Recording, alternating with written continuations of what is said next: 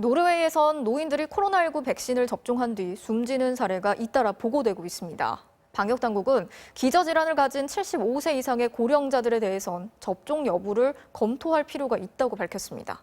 신정현 기자입니다. 현재까지 4만 명 넘게 코로나19 백신 접종이 이뤄진 노르웨이에서 미국 화이자사의 백신을 맞은 뒤 29명이 잇따라 숨졌습니다. 사망자는 대부분 기저질환을 앓는 75세 이상 노인이었습니다. 방역당국은 이들이 건강 상태와 면역 상태가 좋지 않은 상황에서 백신을 맞은 것으로 판단하고 있습니다. 이상 반응인 발열이나 구토 이런 부분들이 기저질환에 어떤 영향을 미쳤을지 그런 영향이 간접적인 영향이 있었을 거다라고.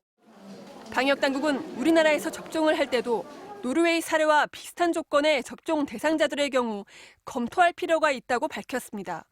아주 고령이면서 전신 상태가 좋지 않으신 그런 분들에 대한 접종 이런 부분들은 좀 더 전문가들하고 협의를 진행해서 접종 대상자에 대해서 검토를 할 필요가 있다라고.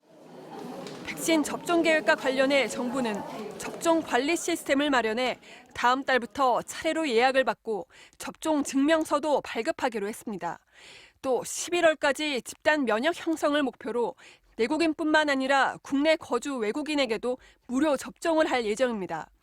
백신 접종을 위한 정부 차원의 준비가 속도를 내고 있는 가운데 국내 코로나19 신규 확진자 수도 389명으로 54일 만에 처음 300명대로 떨어졌습니다. 하지만 휴일 검사 건수가 줄어든 영향에다 브라질발 변이 바이러스 감염 사례도 추가로 확인되는 등 안심할 수 없는 상황이 계속되고 있습니다. 1월 10일에 입국하신 분이고 출발지는 브라질, 경유지는 독일이 되겠습니다. 감염된 것을 확인을 하고 바로 당일에 의료기관으로 이송을 하고. 이에 따라 정부는 오늘부터 해외 입국자는 입국 후 하루 이내 진단검사를 받도록 했습니다. MBC 뉴스 신정현입니다.